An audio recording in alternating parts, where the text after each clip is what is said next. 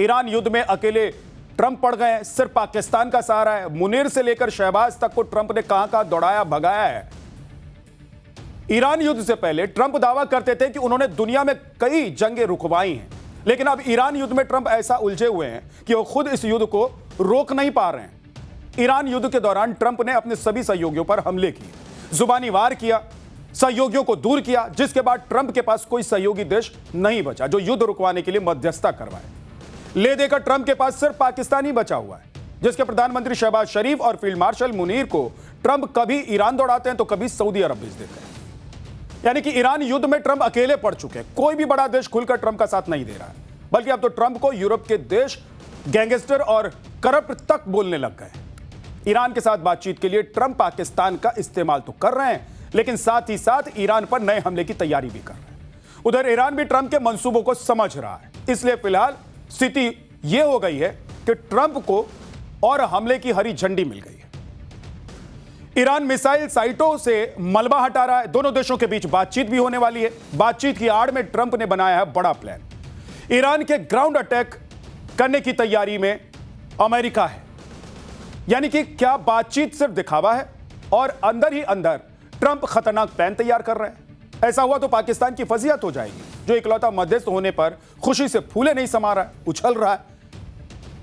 यानी कि ईरान युद्ध ने नया टर्न ले लिया है। एक तरफ बातचीत की तैयारी हो रही है तो दूसरी तरफ नए अटैक की प्लानिंग की जा रही है। इन सब के बारे में पूरा अपडेट आज आपको देने वाला हूं, लेकिन पहले एक झलक देख लीजिए कि हो क्या रहा है।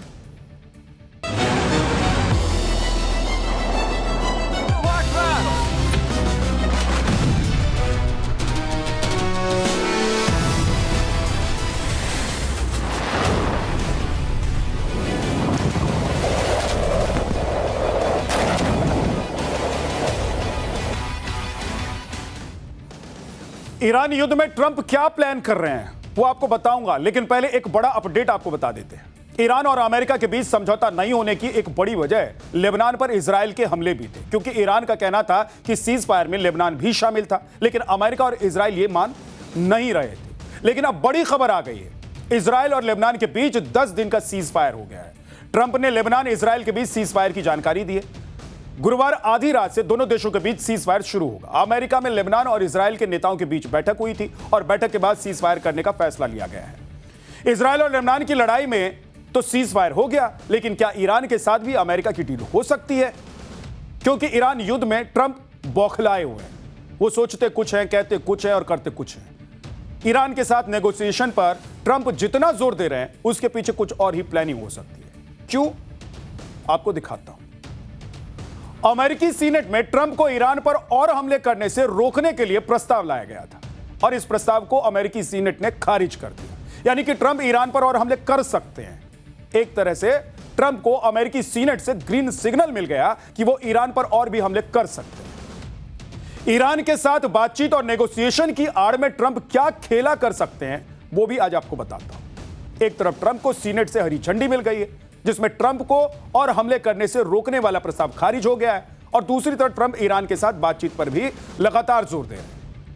अब देखिए कि ट्रंप ने कल कहा था कि युद्ध बहुत जल्दी खत्म हो सकता है, ईरान के साथ अगले 2 दिन में बातचीत हो सकती है, लेकिन ट्रंप ने खाड़ी देशों में मिलिट्री बिल्डअप बढ़ा दिया है। स्ट्रेट ऑफ हॉर्मुज पर अमेरिकी नेवी ने ब्लॉकेट लगा दिया है। यानी कि ट्रंप डबल गेम खेल रहे हैं, ईरान को बातचीत के लिए तैयार करवा रहे हैं और दूसरी तरफ खाड़ी देशों में अमेरिकी सेना बढ़ा रहे हैं। हॉर्मुज में अमेरिकी नेवी के युद्धपोत और स्ट्राइक ग्रुप तैनात कर दिए गए हैं अमेरिका की तरफ से। यही आशंका रूस भी जता रहा है। रूस ने तो चेतावनी दे दी है कि ईरान के साथ बातचीत को ट्रंप कवर के लिए इस्तेमाल कर रहे हैं। ट्रंप का असली प्लान तो कुछ और ही है। रूस के सिक्योरिटी काउंसिल ने कहा है कि अमेरिका ईरान के खिलाफ ग्राउंड मिलिट्री ऑपरेशन कर सकता है और तेहरान के साथ बातचीत हमले की तैयारियों के लिए कवर अप है। अमेरिका इजराइल पीस टॉक्स की आड़ में हमला कर सकते हैं। रूस ने कहा है कि खाड़ी देशों में अमेरिका अपनी सेना बढ़ा रहा है और इस क्षेत्र में फिलहाल 50,000 से ज्यादा अमेरिकी सैनिक मौजूद हैं। यही बात हमने पाठशाला में भी आपको बताई थी कि अमेरिका खाड़ी देशों में मिलिट्री डिप्लॉयमेंट बढ़ा रहा है। जब पीस टॉक की चर्चा हो रही है तो सेना की तैनाती बढ़ाने का क्या मतलब है भाई? किस मकसद से बढ़ाया जा रहा है? ट्रंप को ईरान में जो झटका लगा है, वो फजीयत हुई है, वो आसानी से भूलने वाला नहीं है। ट्रंप खुद को हीरो दिखाने के लिए कुछ भी कर सकते हैं। आज ही अमेरिकी रक्षा मंत्री पीट हेगसेथ और यूएस के जो एयरफोर्स के जनरल हैं केन ने अमेरिका की आगे की प्लानिंग बताई है और इसके मुताबिक ईरान अगर सही फैसला नहीं करता है तो हॉर्मुज में नाकाबंदी जारी रहेगी और ईरान के पावर, एनर्जी और बुनियादी इंफ्रास्ट्रक्चर पर बम से हमला किया जाएगा। अमेरिका की जॉइंट फोर्स पूरी तरह से तैयार है और किसी भी पल बड़े कॉम्बैट ऑपरेशन को शुरू करने की तैयारी में, यानी कि ट्रंप दोनों तरह से तैयारी कर रहे हैं। ईरान पर दबाव बनाने के लिए ऑपरेशन इकोनॉमिक फ्यूरी भी शुरू किया जा रहा है, जिससे ईरान को आर्थिक तौर पर तबाह किया जाए और फिर उससे डील की जाए। हो सकता है कि ट्रंप ईरान के खिलाफ ग्राउंड ऑपरेशन ना करें और यह भी हो सकता है कि मिलिट्री बिल्डअप के सहारे ट्रंप ईरान पर दबाव बना रहे हैं, लेकिन ईरान किसी भी तरह की स्थिति के लिए खुद को तैयार करने में जुटा हुआ है। ईरान जानता है कि ट्रंप कभी भी अपनी बात से पलट सकते हैं, इसलिए ईरान की सेना भी अपनी तरफ से तैयारी कर रही है। आप ये तस्वीर देख लीजिए। अमेरिका और इजराइल के हमलों से ईरान के मिसाइल लॉन्च साइटों को भारी नुकसान पहुंचा था। ईरान के मिसाइल साइट्स अंडरग्राउंड बने हुए हैं। अमेरिकी हमलों से इन साइट्स पर मुंह बंद हो गया था। अब ईरान इस मिसाइल के जो साइट्स हैं उनसे मलबा हटा रहा है, जिससे कि इनको फिर से हमले के लिए तैयार किया जा सके और जरूरत पड़ने पर इस्तेमाल किया जा सके। ट्रंप माहौल तो बना रहे हैं कि ईरान के पास अब कुछ बचा नहीं है, ईरान को डील करनी ही होगी, लेकिन सच्चाई ऐसी भी नहीं है जैसा ट्रंप दावा कर रहे हैं, बता रहे हैं। एक फैक्ट यह भी है कि ईरान अभी पूरी तरह से खत्म नहीं हुआ है और दूसरा फैक्ट यह भी है कि कोई भी बड़ा देश ईरान युद्ध में मध्यस्थता के लिए खुद सामने नहीं आ रहा है। ले देकर ट्रंप के पास सिर्फ पाकिस्तान बचा हुआ है। आज स्थिति यह है कि कोई बड़ा देश ईरान युद्ध में शामिल नहीं हो रहा है और न ही मध्यस्थता के लिए सामने आने को तैयार है। ब्रिटेन, फ्रांस, स्पेन, इटली जैसे सहयोगी देशों के साथ ट्रंप ने संबंध खराब तक कर लिए हैं और इसीलिए अब ट्रंप पाकिस्तान को अपना मैसेंजर बनाकर इधर से उधर, उधर से इधर दौड़ा रहे हैं। कल ही पाकिस्तान का field marshal Asim Munir Tehran पहुंचा हुआ था, तो दूसरी तरफ पाकिस्तानी पीएम शहबाज शरीफ को सऊदी अरब दौड़ा दिया। मुनीर और शहबाज दोनों ही अमेरिकी मैसेंजर के तौर पर काम कर रहे हैं।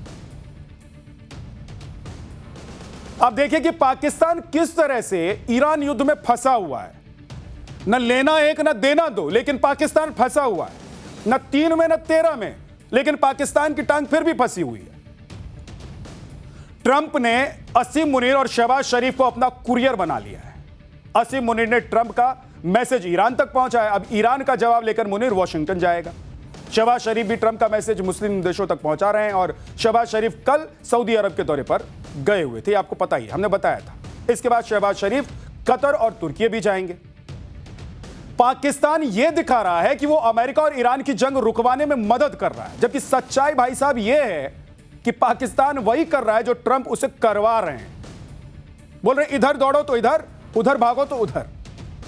और इसके लिए व्हाइट हाउस ट्रंप को चाबी भी भर रहा है कि पाकिस्तान इकलौता मीडिएटर देश है और वो जो कर रहा है वो तारीफ के काबिल है। और इस्लामाबाद में ही अमेरिका और ईरान पीस टॉक का दूसरा राउंड भी होगा। पूरी दुनिया यह मान रही है कि किसी तरह से ईरान युद्ध खत्म हो, अमेरिका और ईरान के बीच समझौता हो जाए। अब तो इजराइल और लेबनान के बीच भी सीज फायर हो गया है, जिसकी डिमांड ईरान करता आया है। लेकिन ट्रंप का कोई भरोसा नहीं है, कोई भरोसा नहीं है ट्रंप का। वो कब क्या कर दें ये किसी को नहीं पता। अमेरिका और ईरान के बीच पीस टॉक के बाद ही पता चलेगा कि आगे होगा क्या।